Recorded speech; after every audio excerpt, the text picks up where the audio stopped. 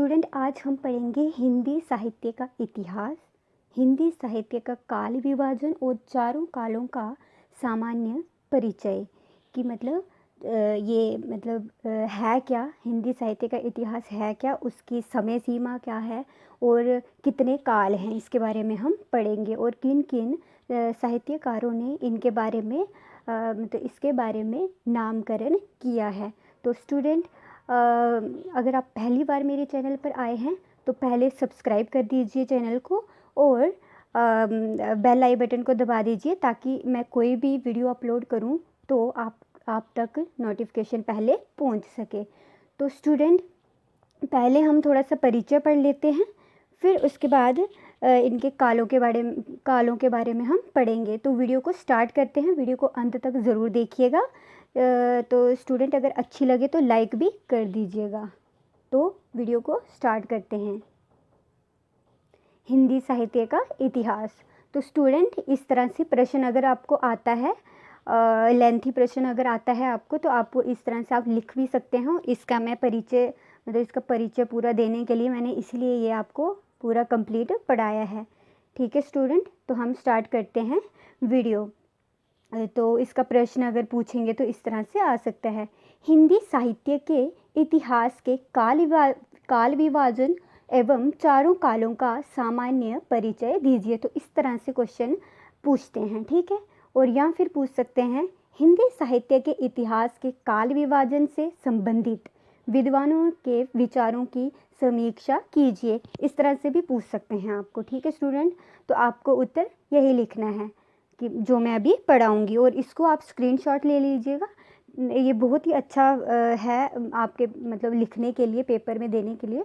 तो इसलिए स्टूडेंट ये बहुत ही अच्छा है, आसान है। तो वीडियो को स्टार्ट कर रहे हैं। साहित्य मानव जीवन के विचारों और क्रिया प्रक्रियाओं का सामूहिक लेखा जोखा है, अतः इसकी गति आबाद है। तो जो इसकी गति है वो आबाद है, ठीक है। यह स्वयं में ही प्रगतिशील है, तो ये खुद में ही एक प्रगतिशील है, ठीक है। समय और स्थिति के अनुरूप उसकी गति एवं दिशा में परिवर्तन होता रहा है।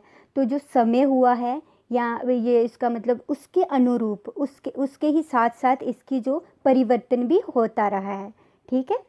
साहित्यकार जिस युग में जीता है, अपनी परंपराओं से अवंचन रहते हुए भी प्रत्यक्ष जीवन परिवेश एवं आयाम से समग्र प्रभाव ग्रहण करता है।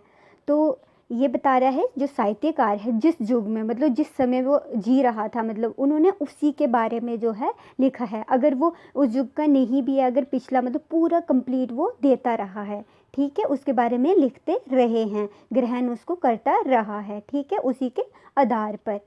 तो उसके बाद है, मानव संस्कृति की परंपरा आबाद एवं अवश्यन है, अतः मानव संस्कृति का स्वयं को एक सबल अंग मानकर साहित्यकार अपनी सृजनात्मक प्रक्रिया में एक तो शाश्वत मानव मूल्यों एवं सत्यों को अपनाता है, साथ ही वह समसामयिक सामाजिक प्रभावों, रीति नीतियों, धर्म, अर्थ, राजनीति आदि के प्रभावों को भी ग्रहण करता है। तो ये बताते हैं कि जो साहित्यकार है वो सामाजिक के बारे में लिखते हैं, प्रभावों को जो प्रभाव पड़ते हैं उसके बारे में है, रीति जो है रीतिकाल, नीतियां हैं धर्म के आधार पर, अर्थ जो है उसके बारे में, राजनीति अगर जो होती है उसके बारे में भी उनका जो प्रभाव पड़ता है वो ग्रहण करता है। और उसके बारे में इन्होंने उसी के आधार पर जो है नामकरण भी इन्होंने किए हैं, ठीक है। जो सामयिक होते हुए भी शाश्वत तत्वों से युक्त रहती है। सामयिक परिस्थितियां एवं प्रवृत्तियों का प्रभाव अनिवार्य है। यह परिस्थितियां और प्रवृत्तियां ही साहित्य के इतिहास का काल विभाजन करने का आधार बन सकती हैं। तो जो परिस्थितियां और प्रवृत्तियां हैं इनके ही यही एक आधार बनी है काल विभाजन का, ठीक है। हिंदी साहित्य के इतिहास के काल विभाजन का प्रयास सर्वप्रथम सर जॉर्ज ग्रियर्सन ने अपनी modern vernacular literature of Hindustan नामक रचना में किया है। तो ये मोस्ट इम्पॉर्टेंट प्रश्न है, आपको ये पूछा जाता है कि सर्वप्रथम सबसे पहले किसने किया था इसका काल विभाजन। ठीक है स्टूडेंट, ये आप नोट रखिएगा।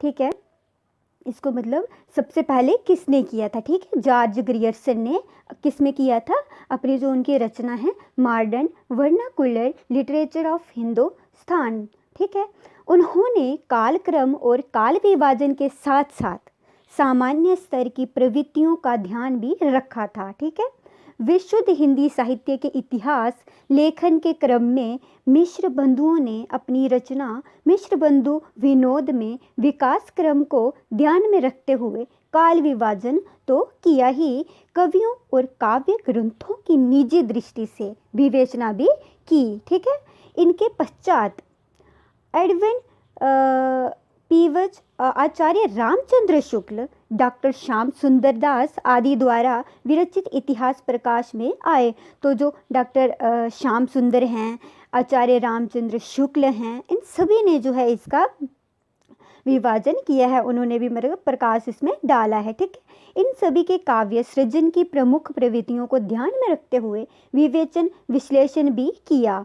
आचार्य रामचंद्र शुक्ल ने अपने से पूर्ववर्ती विद्वानों के काल विभाजन का ध्यान रखते हुए पूर्ण वैज्ञानिक ढंग से काल विभाजन करने का सर्वप्रथम प्रयत्न अपने इतिहास में किया। ठीक है स्टूडेंट, बाद के विद्वान भी इसी विभाजन को ही उपयुक्त मानते हैं। जो रामचंद्र शुक्ल हैं उनके ही मतलब ज़्यादा मतलब उचित मानते हैं, जो बाद में जो आए हैं ना काल विभाजन, जिन्होंने और भी बहुत सारों ने किया है, तो मतलब सबसे ज़्यादा रामचंद्र शुक्ल को मतलब उचित मानते हैं। ठीक है, अब हम पढ़ेंगे वही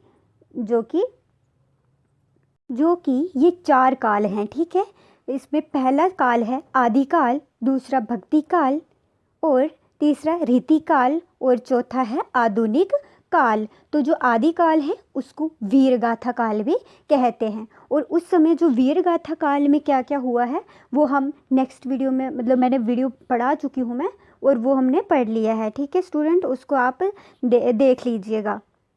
तो वीरगाथा मतलब वीरों के बारे में भी उसमें बताया है। ठीक है, और जो इसका समय है वो 1050 से लेकर 1375 तक का माना जाता है। ठीक है स्टूडेंट, यानी कि 1050 से लेके 1375 तक का माना जाता है। और जो भक्ति काल है उसको पूर्व मध्यकाल भी कहते हैं। तो पूर्व मध्यकाल जो है उसका समय माना जाता है 1375 से लेके 1700 तक। ठीक है, यानी कि 1375 से लेके 1700 तक। ठीक है, और थर्ड जो है रीतिकाल, जो कि रीतिकाल को माना जाता है, उसको उत्तर मध्यकाल भी कहते हैं।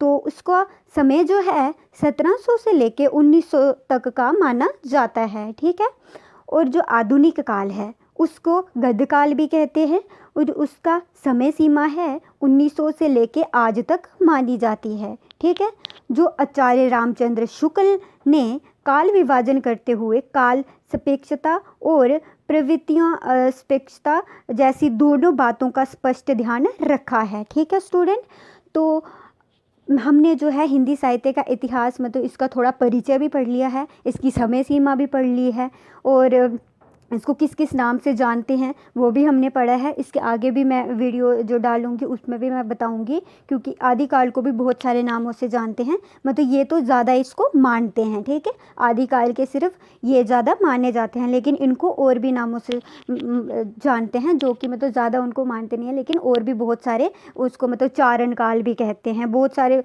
जो है ना साहित्यकार, उन्होंने बहुत सारे नामों से उसको डाला है, लेकिन ये ज़रूरी जो है, जो मतलब सही है, उसको यही कहते हैं। ठीक है स्टूडेंट, अगर आपको वीडियो अच्छी लगी है तो प्लीज़ लाइक कीजिएगा, शेयर कीजिएगा, चैनल को सब्सक्राइब कीजिएगा, और बेल बटन को दबाना मत भूलिएगा, ताकि नोटिफिकेशन आपको पहले पहुंच सके।